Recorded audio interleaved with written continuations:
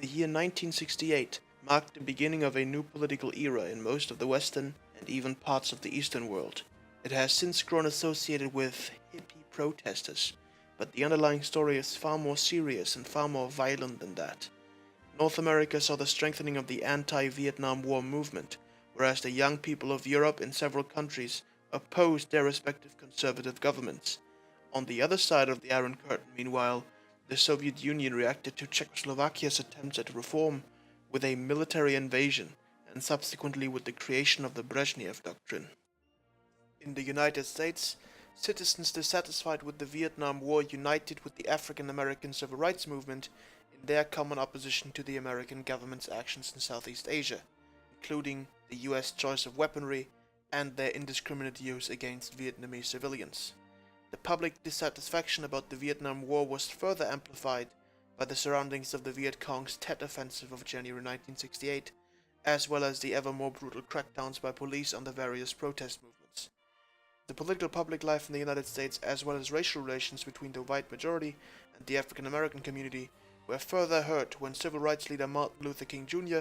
and egalitarian political hopeful Robert F. Kennedy were killed on April 4th and June 6th respectively. Although only one of the two assassins was motivated by domestic issues, the death of Martin Luther King Jr. especially led to a widespread outcry and to violent riots in several cities. Robert F. Kennedy's death would be one of the many factors weakening the Democratic platform in 1968, eventually handing the election in November to the Republican candidate Richard Nixon. This political movement spread overseas from the United States, reaching places like West Germany, in what marked the peak of growing leftist dissent against the conservative government of Christian Democrat Chancellor and former National Socialist Kurt Georg Kiesinger. Since the death of Benno Ohnesorg, a student shot from behind without provocation on 2nd of June 1967, the students' willingness to commit acts of violence against police and private property drastically increased once more when Ohnesorg's killer, the police officer Karl-Heinz Kuas, was acquitted of the charge of negligent homicide in November of 1967. Subsequently, not only did anti-American sentiment increase due to the Vietnam War, but the dissatisfaction with the capitalist system of Western Europe directly inspired the formation of several leftist terrorist organizations on West German soil, most importantly the communist Red Army faction and the anarchist 2nd of June movement, named for the date of Benno Ohnesorg's killing. The leftist students also inspired a reactionary counter-movement from the political right, especially exemplified when student leader Rudi Dutschke was gravely injured when right-wing extremist Josef Bachmann tried to assassinate him. Dutschke died from the long-term complications caused by the attack in 1979, whereas the assassin committed suicide in prison in 1970. In France, the movement was perhaps the closest to actually achieving the political revolution that the students desired. In March, a group of French students assaulted the local office of American Express to protest against the United States, after which various anarchists, Maoists, Situationists, and Trotskyists united into the 22nd of March movement, named after the day it was founded, the 22nd of March 1968. Among their first revolutionary acts was the attempted occupation of the university lecture halls they were studying in, with Daniel Cohn-Bendit quickly rising to prominence as the face of the movement in the public eye, even though the students themselves refused to elevate a central leader. The protesters were aiming to press the release of their fellow students that had been arrested because of the attack on American Express. Over the course of April, the students continued to disrupt the campus of Nanterre until it was shut down on 3rd of May 1968, when the police forcefully removed the students. What followed was a spiral of violence that would simply become known as May 68, or the Parisian May. On the 6th, more and more faculties were closed and up to 50,000 students without their academic routine. Barricades went up as the police tried to recapture the Sorbonne University. Subsequently, the Republican security companies, the French police's centralized General Reserve, showed itself to be particularly brutal and reckless in how they dealt with protesters. On the 7th, an initiative to end the violence by the French Minister of Education failed, and the potential for violence on all sides instead increased, along with the number of barricades and burning cars. Local businesses found it increasingly difficult to get supplies and deliveries through the roadblocks and street clashes. This all would be bad enough, but the students gained a decisive advantage on the 13th of May, when the workers' union joined their cause against the authoritarian style of government of the de Gaulle administration. Up until this point, President of France Charles de Gaulle had tried to not give the student protests too much attention, and even the beginning of the general strike by these unions did not deter him from flying to Romania on government business on the 14th, where he would stay until the 18th. When he returned, more than 200,000 French workers had already joined the general strikes. Companies like Renault were forced to halt their business because their factory workers were out in the street protesting. The railway workers joined the strike as well, paralyzing public infrastructure, and the government was at that point rather concerned about the possibility of even the police unions calling to join the strike, which would completely invalidate the government's ability to function. The proud Odeon Theatre in Paris fell into the hands of the student movement around that time, with a black and a red flag being planted on its roof as a symbol of anarchism and communism respectively. On the 20th, the strike spread to and took over other major cities in France, and 4 million French workers were at that point participating in the strike. On the 22nd, the number had gone up to an estimated 8 million, and would grow even further, perhaps to as much as 11 million, which would have been more than a fifth of the overall population striking as the working population. This marks the largest strike in French history and one of the largest wildcat general strikes ever, with wildcat meaning a strike without thorough central planning by union leaderships. On the 27th, the movement gathered more than 30,000 members at the Stade Sébastien Charty in Paris, where the goal was to remove the de Gaulle administration and to hold new elections. Previous attempts to negotiate had failed, and now François Mitterrand and Pierre Mens France were stepping forward, declaring themselves willing to form a new government against the conservatives to better represent the leftist movement. These attempts would ultimately fail, and they would later on come back to bite the socialists in the butt, but we'll get to that. The now completely revolutionary political climate led de Gaulle to actually leave France on the morning of the 29th. He didn't even tell his own cabinet where he was going, and his departure was a major headache to his Prime Minister Georges Pompidou. Pompidou had been the true hero for the government during all these proceedings, and he had carefully but patiently negotiated with the unions and the employers to find an end to the general strike. Now, this head of government was without the head of state, and found the government in disarray and chaos. So, where was the president? In Germany, at the French military base of Baden-Baden, where he met with French General Jacques Massu, who possibly prevented the president's resignation right there and then by rebuilding de Gaulle's ego and confidence and sending him back to France. There, armed insurgency had miraculously not broken out yet. This was in part because of the now more careful police force, and also because the Communist Party, a traditionally powerful political force in France, had not called to overthrow the government with violence. They instead hoped that the new revolutionary sentiment would carry them to power through peaceful means. The French government was more patient than in the early stages of this revolt, and chose against sending in the army like they had done in 1871 to strike down the Paris Commune. And on the 30th at last, the French government regained control of the situation when Pompidou persuaded de Gaulle to dissolve parliament and call for new elections in June, which he did. Immediately, almost 1 million government supporters took to the streets to express their support for the president and their opposition to the student movement. De Gaulle also at last outright ordered the unionists to stand down and return to work. The revolutionary spark now rapidly faded, and the Sorbonne was retaken on the 16th of June. And in spite of this greatest strike in French history, the conservatives won their largest electoral victory ever, as the leftist vote was split between socialists and communists, and the socialist readiness to form a government in cooperation with the communists had hurt their standing with liberal and moderate voters. The last fizzle of this revolution happened on 14th of July on Bastille Day, when anarchist and communist students marched to the street of Paris one last time and were met one last time with an aggressive and violent police action. However, the students' fiercest enemy also would not last much longer, because President de Gaulle would resign after losing a referendum in April of 1969, being succeeded in office by Georges Pompidou, who who had impressed conservative and moderate voters with his handling of the crisis. De Gaulle passed away in 1970.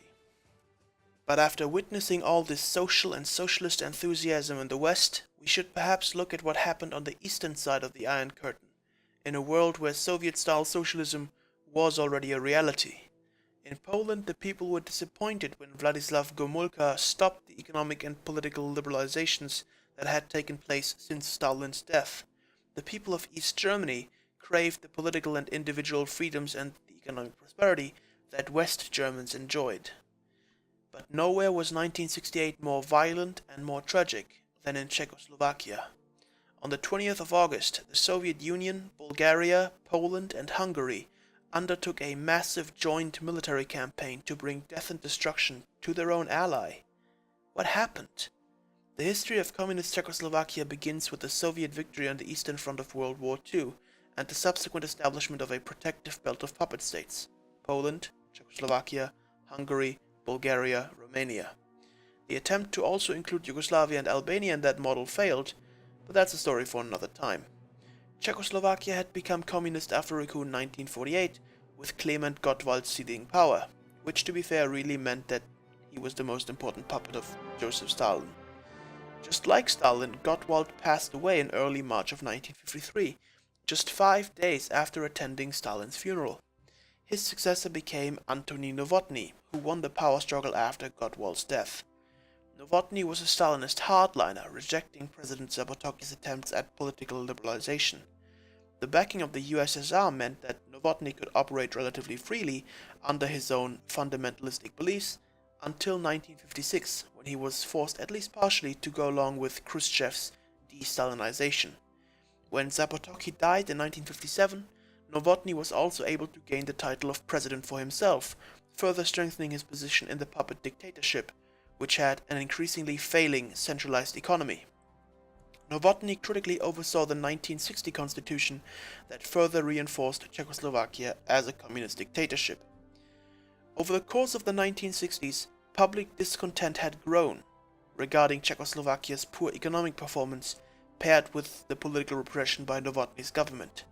A group of reformers within the party challenged Novotny in late 1967. A desperate attempt by the dictator to get help from Leonid Brezhnev failed when Brezhnev decided to stay neutral. The Central Committee then forced Novotny's resignation and replaced him with Alexander Dubček on the 5th of January 1968. What followed was Dubček's attempt at restoring the socialist system through reform and adaptation, the so-called Prague Spring, when people in Czechoslovakia suddenly got hope that things might get better very soon, not yet aware that their dreams would soon be rolled over by Soviet tanks. Dubček's idea to preserve the Communist Party's primacy was through concessions to the public, what he called socialism with a human face. He and President Ludvík Svoboda saw early successes and were popular with the people, but they immediately got themselves into a difficult position. They wanted to preserve the totalitarian political stance of the Communist Party, while also giving freedoms on an individual level. They wanted to please the public, but they also wanted to remain a trusted partner in the Warsaw Pact. Czechoslovakia's neighbors, and especially Mother Russia, began to view the proceedings with great distrust, and the dictator of Hungary noted that his impression of this insurgency was very similar to what had happened in his counter-revolution in Hungary, because all involved parties still remembered the East German attempt at liberalization in 1953 and the Hungarian desire for freedom in 1956. Czechoslovakia tried to gain the liberty to deal with its own domestic affairs by assuring its allies to its total commitment to the Warsaw Pact in terms of foreign policy. It was all for nothing. Brezhnev was appalled by the liberalizations in Czechoslovakia, especially at the partial restoration of freedom of expression and freedom of the press. Czechoslovakia's balancing act failed, and on August 20th, the invasion began. The pictures of Czechoslovaks trying desperately to stop Soviet tanks from destroying their hopes and dreams remain a painful event in the collective memory of both the Czech Republic and Slovakia. The invader took the country with ease, as both Dubček and Svoboda warned the civilian population and the Czechoslovak armed forces to stand down. Both of them were well aware of the hopelessness of their situation, although that did not prevent the deaths of a total of 72 soldiers and 108 civilians in the country. Dubček was forced to resign in April of 1969 and was then expelled from the Communist Party in 1974. He lived to see the end of communism and was a good pick to become the president of independent Slovakia from 1993 forward, but he died after a car crash in November of 1992. These 4 stories are sadly all we have time for today, but we can at least run through other topics that we sadly missed. Sweden saw public protests when the apartheid states South Africa and Rhodesia were allowed to attend a tennis tournament.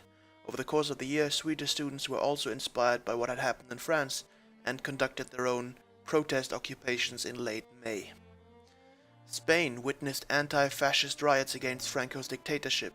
Protesters in Madrid demanded political liberalization, an overhaul of the education system, as well as the right to freely organize in unions. Brazil's military rulers came under serious threat of public revolution after the death of a protester on 28th of March. The Rodney riots in Jamaica marked a new political awareness by the lower classes in the country. 6 people were killed during the protests and riots that broke out when Walter Rodney was refused entry to Jamaica.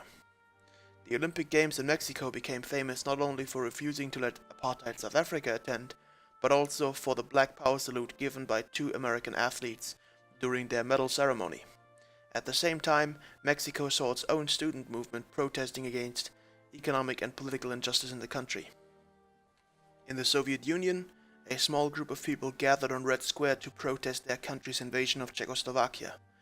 Although they tried to be as conformist as possible, they were still brutally cracked down by the KGB, and all attendants were arrested and charged with anti-Soviet activities.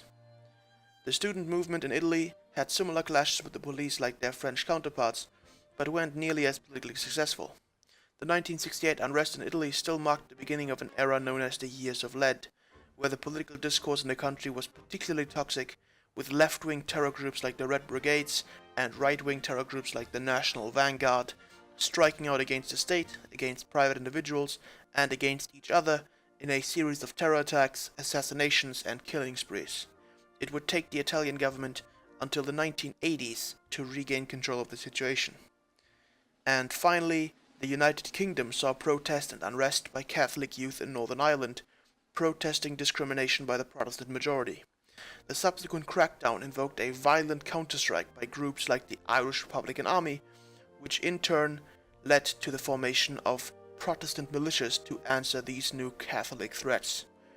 This conflict quickly transformed through various religious, ethnic, and nationalistic narratives, and in Britain has gotten the euphemistic nickname the Troubles. It would last until the late 1990s. 1968 was a fascinating year that changed the world we live in, like very few others have.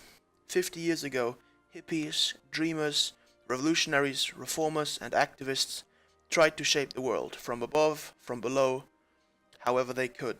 They weren't always successful, and that in some cases was likely for the best, and in some cases was likely for the worst. But I hope that you learned something about this very interesting year, and I hope that you enjoyed the video.